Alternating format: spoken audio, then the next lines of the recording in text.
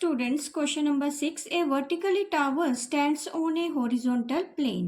तो यहाँ एक हॉरिजॉन्टल प्लेन दे रखा है ए बी, उसके ऊपर एक वर्टिकली टावर को स्टैंड किया गया है and is the surmounted by vertically flag staff of the height 5 metre.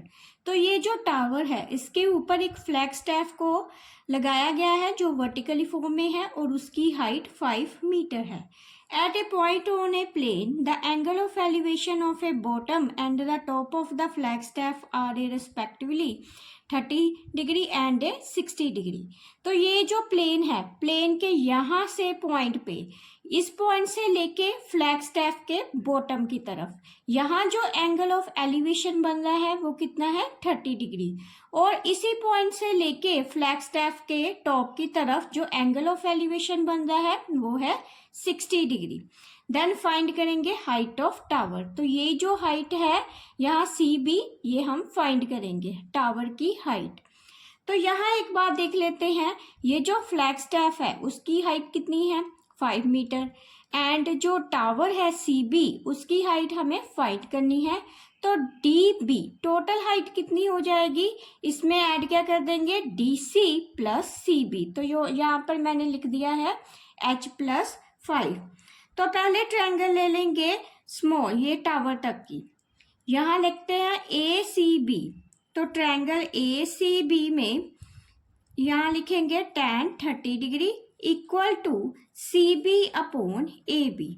तो tan 30 की वैल्यू कितनी होती है 1/√3 और सी बी एच है और ए बी हम एज इट इज लिख देंगे। तो ए बी कितना आ गया, इसको क्रॉस मल्टीप्लाई करेंगे तो h√3। तो यहाँ पे ये जो वैल्यू आई है वो है ए बी की। ऐसे दूसरी ट्रायंगल ले लेंगे, दूसरी ट्रायंगल होगी डी बी ए। तो डी बी ए में जो एंगल बन रहा है वो कितने डिग्री का है 60 डिग्री का।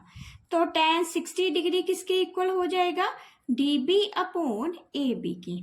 तो यहाँ पे देखो ये परपेंडिकुलर बन रहा है और ये बेस। तो परपेंडिकुलर कितना है डी बी अपॉन, तो बेस कितना है ए बी। तो इसको भी सॉल्व कर लेंगे। तो tan 60 जो है वो किसके इक्वल होता है √3। तो डी बी कितना दे रखा है हमें, तो डी बी मैंने निकाला भी है 5 प्लस एच करेंगे तो ये आ जाएगा डी बी। तो इसको लिखेंगे 5 plus H upon A B.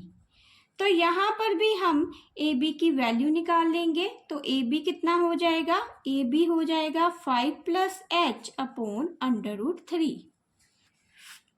तो यहाँ पे देखो, तो ये भी ए बी की वैल्यू है h√3 और यहाँ पर ए बी की भी वैल्यू निकाली है 5 प्लस एच अपॉन √3।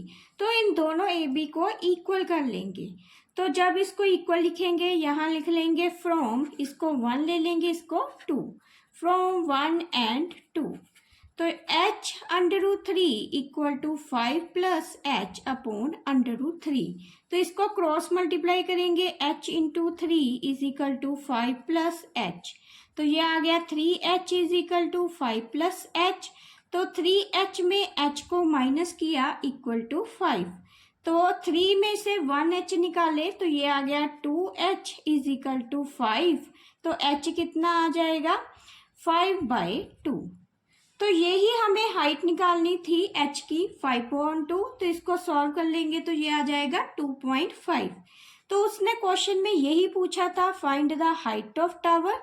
तो लिख देंगे हाइट ऑफ टावर इज 2.5।